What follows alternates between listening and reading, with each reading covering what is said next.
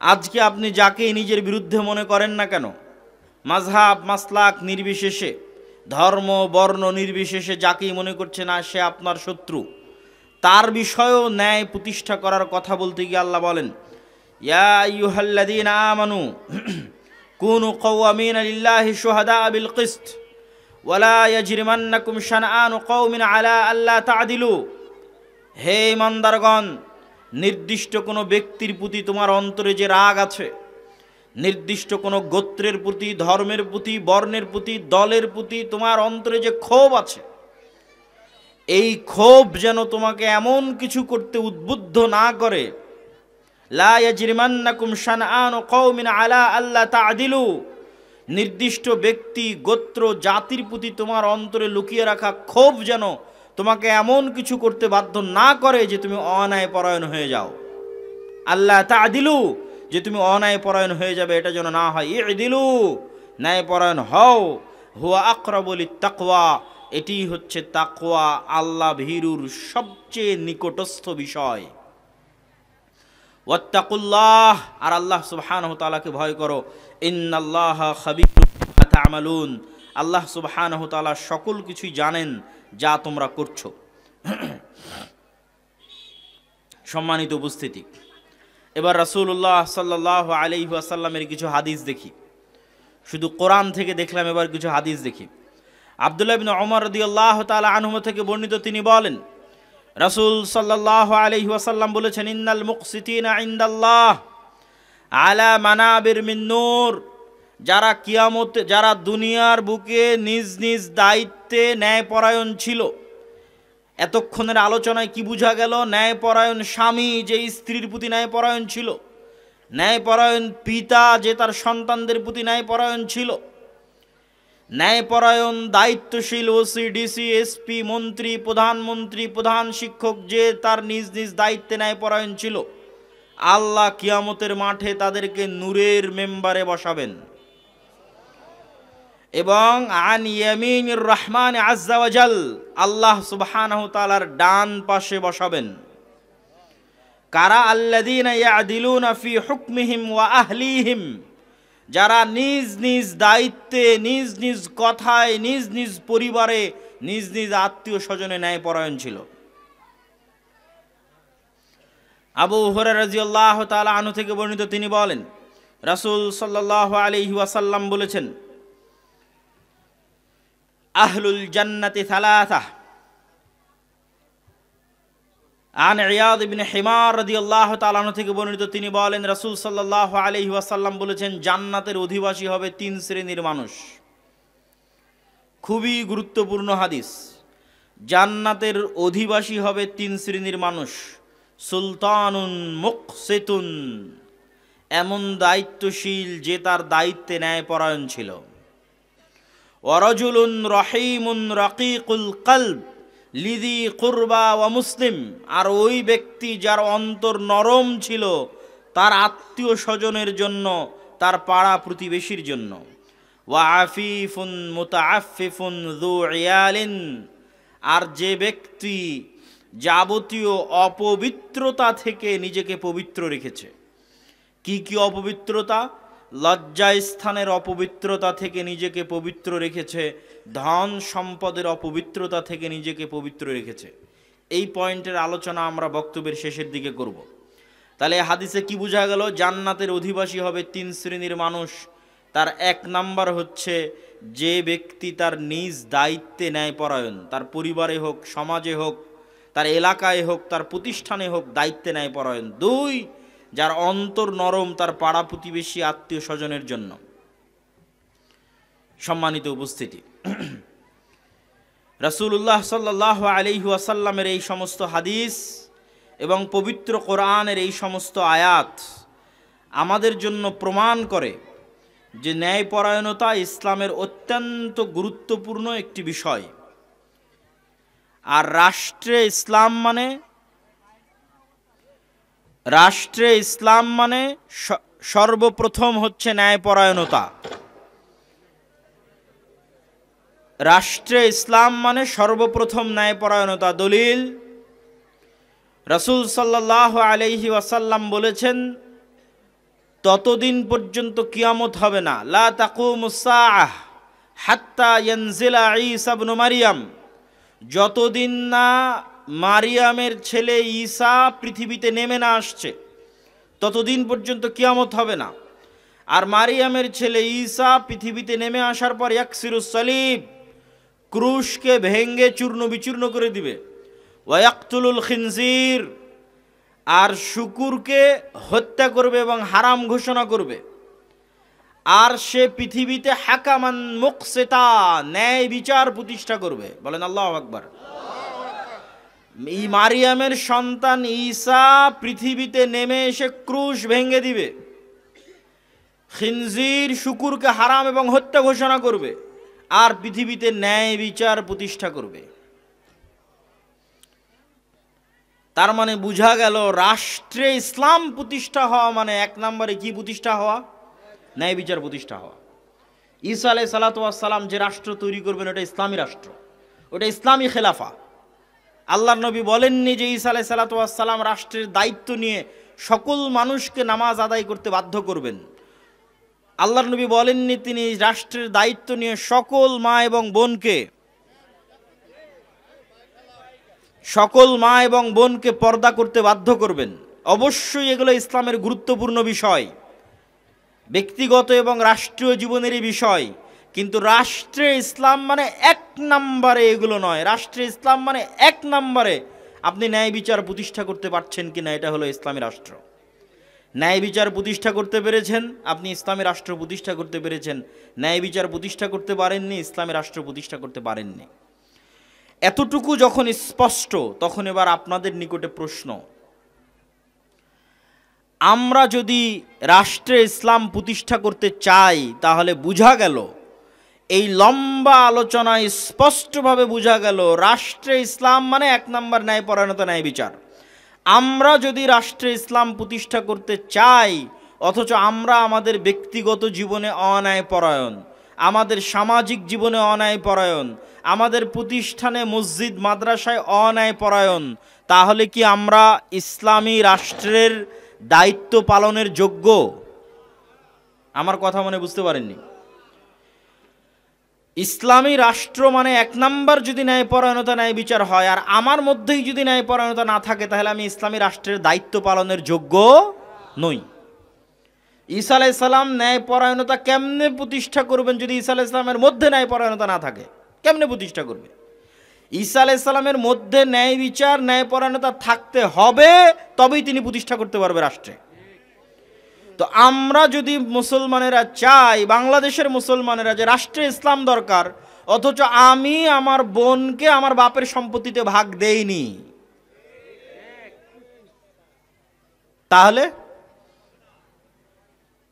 আমি বলছি রাষ্ট্রে ইসলাম প্রতিষ্ঠা করব, কিন্তু আমি প্রশ্ন ফাঁস করে সেই টাকা আল্লাহর রাস্তায় দান করে দিচ্ছি।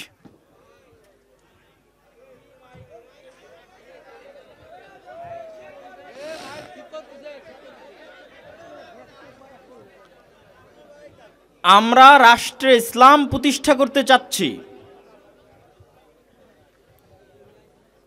কিন্তু আমার নিজের মধ্যে ন্যায়পরায়ণতা প্রতিষ্ঠা করতে পারিনি। তাহলে যে মুসলিম নিজের মধ্যে ন্যায়পরায়ণতা প্রতিষ্ঠা করতে পারেনি সেই মুসলিম হচ্ছে মুনাফিক মুসলিম। এত বড় কথা বললাম, দলিল তো দিতে হবে। মুনাফিক মুসলিম দলিল, সালাসুন মান কুন্না ফিহ, তিনটা বৈশিষ্ট্য যার মধ্যে পাওয়া যাবে সে মুনাফিকান খালেসা, খাঁটি নির্ভেজাল মুনাফিক। আমি বলিনি, আল্লাহর নবী মুহাম্মদ সাল্লাল্লাহু আলাইহি সাল্লাম বলেছেন, কে ইদা হাদ্দাসা কাযাবা, যখন কথা বলে মিথ্যা বলে, ওয়াইদা ওয়াদা আখলাফা, ওয়াদা করে ভঙ্গ করে, ওয়াইদা তুমিনা খানা, তাকে যে দায়িত্ব দেওয়া হয়েছে, আমানত দেওয়া হয়েছে, আমানতের খেয়ানত করে। এবার মুসলমানদের সাথে মিলিয়ে নেন, আমাদের জীবনের সাথে মিলিয়ে নেন, যে আমাদের মতো এরকম লক্ষ কোটি হাজি, নামাজি, ওমরাকারী, দানবীর মুসলমান, কিন্তু মুনাফিক। কে মুনাফিক? যে তার বোনকে তার পিতার সম্পত্তিতে ন্যায়ের সাথে ভাগ দেয়নি, শুধু ভাগ দেয়নি না, ন্যায়ের সাথে দেয়নি, সে মুনাফিক। ন্যায়ের সাথে দেয়নি মানে যে জমি ধানি জমি সেটা নিজে নিয়েছে, যেটা ডোভা আবাদ হয় না সেটা বোনকে দিয়েছে, সে কি? মুনাফিক। তাকে আল্লাহ কোনোদিন রাষ্ট্রের দায়িত্ব দিবে? তাকে আল্লাহ কোনোদিন রাষ্ট্রের দায়িত্ব দিবে না। এই ধরনের মুসলমান আজীবন গোলাম থাকবে, কিয়ামত পর্যন্ত গোলাম থাকবে। কেন? রাষ্ট্রের দায়িত্ব নেওয়ার যোগ্যই তো হতে পারেনি, কেমনে যোগ্য হবে? তাহলে কে মুনাফিক? যে সকাল সন্ধ্যায় তার রুজির জন্য মিথ্যা বলছে। বাংলাদেশের এমন কোন সেক্টর নাই যেই সেক্টরে আমাদের মুসলমানেরা মিথ্যা বলতেছে না। বাংলাদেশের সেক্টর বাদ দিলাম, আপনি বিদেশে ইউরোপে যান, আমেরিকায় যান, আমেরিকা এবং ইউরোপে মুসলমান দেধারসে মিথ্যা বলতেছে সরকারের কাছে। আমেরিকা এবং ইউরোপের সরকারের কাছে মিথ্যা বলতেছে সামান্য 2টা টাকার অতিরিক্ত উপকার নেওয়ার জন্য। আমরা মিথ্যুক জাতিতে পরিণত হয়েছি। আমাদের প্রতিটা ইনকামের সাথে মিথ্যা আছে, আমাদের প্রতিটা কাজের সাথে মিথ্যা আছে, আমাদের দায়িত্বের সাথে অন্যায় পরায়ণতা আছে, খেয়ানত আছে। তাহলে আমরা সালাত আদায় কেন করছি, সিয়াম পালন কেন করছি, হজ ওমরা কেন করছি? আমরা যে মুনাফিক, এই মুনাফিকিটা ঢাকার জন্য নামাজ পড়তেছি, এই মুনাফিকিটা ঢাকার জন্য হজ করতে গেছি, ওমরা করতে গেছি, এই মুনাফিকিটা ঢাকার জন্য মুখে দাড়ি রেখেছি, মাথায় টুপি দিয়েছি, যাতে মানুষ মনে করে আমি অনেক ভালো, কিন্তু বাস্তবে আমি আমার দায়িত্বে অন্যায় পরায়ণ। বাস্তবে আমি এক মিথ্যার উপর ভিত্তি করে আমার ইনকাম পরিচালিত হয়। বেশিরভাগ মুসলমানের একই অবস্থা। সম্মানিত উপস্থিতি, সম্মানিত উপস্থিতি, আমরা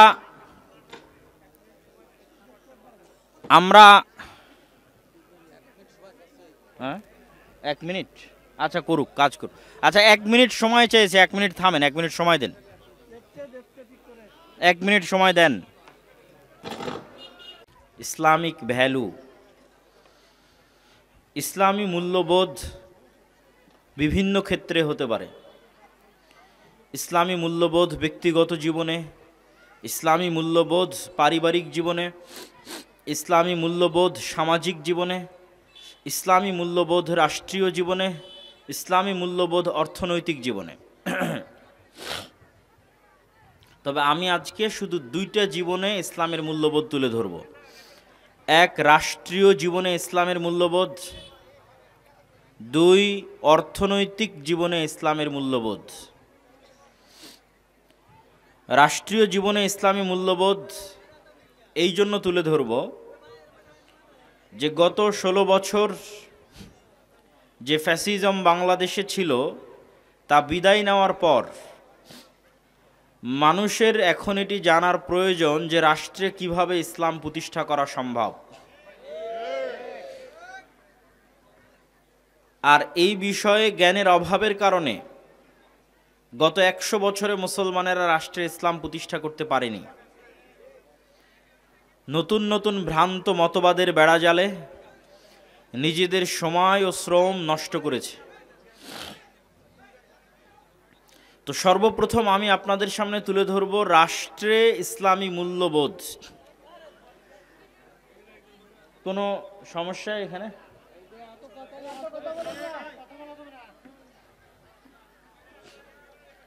রাষ্ট্রে ইসলামী মূল্যবোধের 1 নম্বর পয়েন্ট হচ্ছে ন্যায়পরায়ণতা।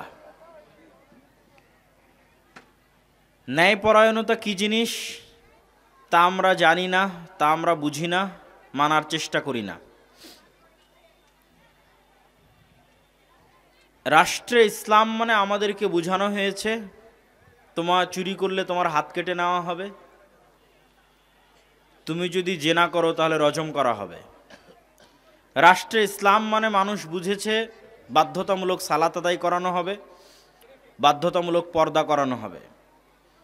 ফলত মানুষ যেহেতু ঠিকমতো সালাত পড়তে চায় না, ঠিকমতো পর্দা করতে চায় না, এই জন্য মানুষ এটাও চায় না যে রাষ্ট্রে ইসলাম ক্ষমতায় আসুক।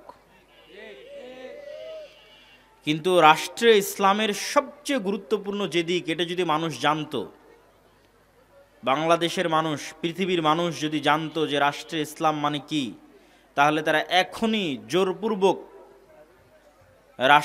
রাষ্ট্রীয় ক্ষমতা ইসলামকে বসানোর জন্য সর্বোচ্চ চেষ্টা করত। সেই রাষ্ট্রের 1 নম্বর পয়েন্টটি হচ্ছে ন্যায়পরায়ণতা, ন্যায় বিচার। ন্যায়পরায়ণতা, ন্যায় বিচার মানে আহলে হাদিসের প্রতি ন্যায় বিচার, হানাফির প্রতি ন্যায় বিচার। ন্যায়পরায়ণতা, ন্যায় বিচার মানে মুসলিমের প্রতি ন্যায়পরায়ণতা, ন্যায় বিচার, হিন্দুর প্রতি ন্যায়পরায়ণতা, ন্যায় বিচার। ন্যায়পরায়ণতা, ন্যায় বিচার মানে গরিবের প্রতি ন্যায়পরায়ণতা, ন্যায় বিচার, ধনীর প্রতি ন্যায়পরায়ণতা, ন্যায় বিচার। ন্যায়পরায়ণতা, ন্যায় বিচার মানে নারীর প্রতি ন্যায় বিচার, পুরুষের প্রতি ন্যায় বিচার।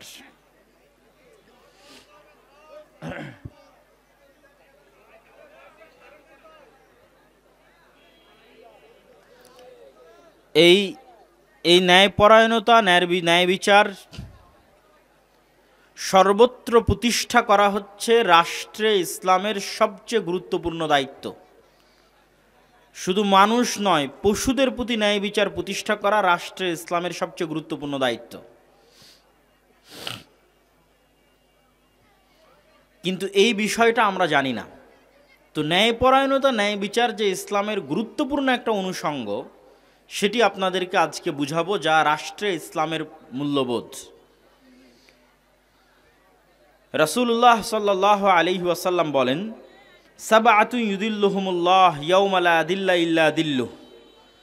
7 শ্রেণীর মানুষকে আল্লাহ সুবহানাহু ওয়া তাআলা কিয়ামতের মাঠে তার আরশের বিশেষ ছায়ায় ছায়া দিবেন। যার প্রথম শ্রেণী হচ্ছে ইমামুন আদিল, ন্যায় বিচারক, দায়িত্বশীল।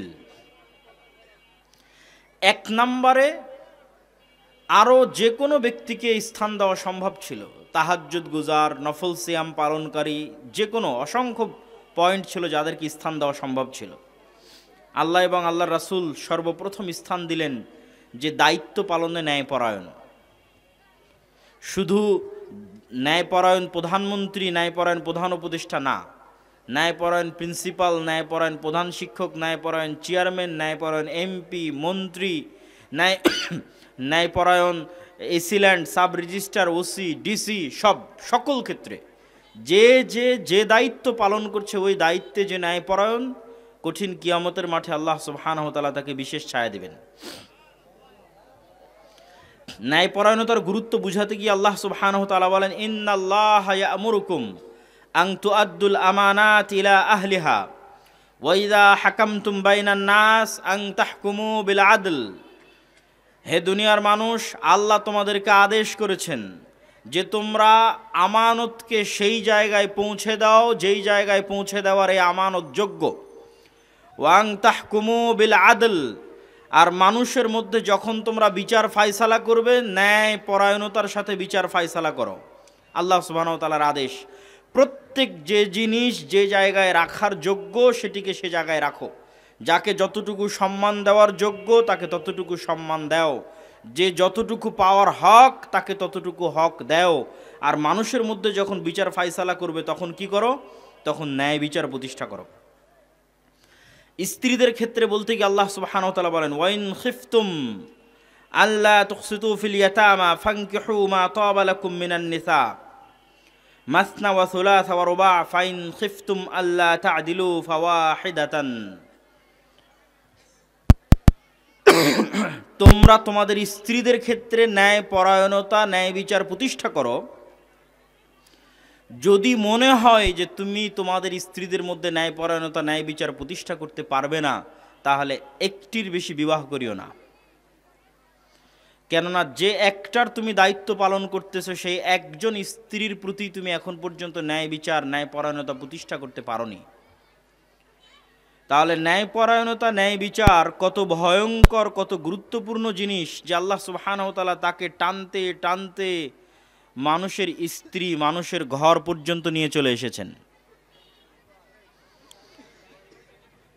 শুধু তাই নয়, মানুষের সন্তান সন্ততির ক্ষেত্রে রাসূলুল্লাহ সাল্লাল্লাহু আলাইহি ওয়াসাল্লাম বলেন, ফাত্তাকুল্লাহ ওয়াদিলু বাইনা আওলাদিকুম, তোমরা আল্লাহকে ভয় করো আর নিজ নিজ সন্তানের মধ্যে ন্যায় বিচার প্রতিষ্ঠা করো। কিভাবে ন্যায় বিচার প্রতিষ্ঠা করবে? এমন কি চুমু দেওয়ার ক্ষেত্রেও সন্তান সন্ততিকে আদর করবে, চুমা দিবে, এই ক্ষেত্রে ন্যায় বিচার প্রতিষ্ঠা করো। আল্লাহকে ভয় করো, আল্লাহকে ভয় করো, সন্তান সন্ততিদের মধ্যে ন্যায় বিচার প্রতিষ্ঠা করো। এমনকি তাদেরকে আদর করার ক্ষেত্রে, চুমু দেওয়ার ক্ষেত্রেও ন্যায় বিচার প্রতিষ্ঠা করো। শুধু তাই নয়, কথা বলতে গিয়ে ন্যায়ের সাথে কথা বলো। আল্লাহ সুবহানাহু ওয়া তাআলা বলেন, ওয়াইদা কুলতুম ফাদিলু ওয়ালাউ কানা যা কুরবা, যদি নিজের নিকট আত্মীয় হয়, আত্মীয় স্বজনও হয়, তবু হক বলো, সত্য বলো, ন্যায়ের সাথে বলো। তোমার আত্মীয়, তাই সত্য বলবা না, ন্যায় প্রতিষ্ঠা করবা না। আর আরেকজন আত্মীয় নয়, এই জন্য সেখানে তুমি তোমার সকল অধিকার প্রতিষ্ঠা করবা, বিষয়টি যেন এমন না হয়। বরং নিজের আত্মীয় স্বজনের মধ্যেও ন্যায় পরায়ণতা প্রতিষ্ঠা করো। আল্লাহ সুবহানাহু ওয়া তাআলা বলেন, ইয়া আইয়ুহাল্লাযীনা আমানু, ও হে ঈমানদারগণ, কুনু কাওয়ামিনা বিল কিসতি শুহাদা লিল্লাহ, তোমরা যখন সাক্ষ্য দিবে তখন সাক্ষ্য দেওয়ার ক্ষেত্রে ন্যায় পরায়ণ হও। ওয়ালাউ আলা আনফুসিকুম, যদি নিজের বিরুদ্ধেও সাক্ষ্য দিতে হয় ন্যায় পরায়ণ হও। আবিল ওয়ালিদাইনি ওয়াল আকরাবিন, যদি নিজের পিতামাতার বিরুদ্ধে সাক্ষ্য দিতে হয় তাহলে ন্যায় পরায়ণ হও। আবিল আকরাবিন, যদি নিজের আত্মীয় স্বজনের বিরুদ্ধে সাক্ষ্য দিতে হয় তবুও ন্যায় পরায়ণ হও। শুধু তাই নয়, মেপে ওজন দেওয়ার ক্ষেত্রে ন্যায় পরায়ণতা প্রতিষ্ঠা করার কথা বলতে গিয়ে আল্লাহ সুবহানাহু ওয়া তাআলা বলেন, ওয়া আউফুল কাইলা ওয়াল মিজানা বিল কিসত, তোমরা যখন মানুষকে কোনো জিনিস ক্রয় বিক্রয়ের ভিত্তিতে মেপে দিবে তখন ন্যায় পরায়ণতা প্রতিষ্ঠা করো, ন্যায়ের সাথে জিনিস মেপে দাও এবং জিনিস বুঝিয়ে নাও। আল্লাহ সুবহানাহু ওয়া তাআলা আরও বলেন, ওয়াইলুল লিল মুতাফফিফিন, যারা কোনো সময় ক্রয় বিক্রয় করতে গিয়ে ওজনে কম দেয়, মাপে কম দেয়, তাদের জন্য ধ্বংস সুনিশ্চিত। শুধু তাই নয়, আল্লাহ সুবহানাহু ওয়া তাআলা যারা আমাদের মতের বিরুদ্ধে, যেমন যখন আয়াত অবতীর্ণ হয়েছে তখন মুসলমানদের বিরুদ্ধে যারা